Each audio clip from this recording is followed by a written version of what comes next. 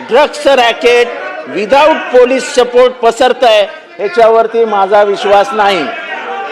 पूर्ण drugs racket हे पोलिसांशी हात मिळवणी करूनच पसरतं. जेव्हा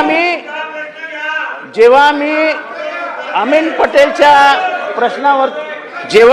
पटेलच्या प्रश्नावरती बोललो, साहेब सिनियर ऑफिसर म्हणजे पोलीस स्टेशनचा सिनियर इन्स्पेक्टर याला जोपर्यंत तुम्ही जबाबदार धरत नाही याच्यात काही होऊ शकत नाही. कारण का शेवटी कलेक्शनचा अंतिम आकडा तो पासपोर्ट मधलं कलेक्शन असो, ते ड्रग्स मधलं कलेक्शन असो. चला या विषयातलं उत्तर दिलेलं आहे. ऐका ना, तुम्हाला सिनियर PI ला जबाबदार धरून जोपर्यंत तुम्ही त्यांना घरी बसवत नाही तोपर्यंत ही परिस्थिती सुधारणार नाही.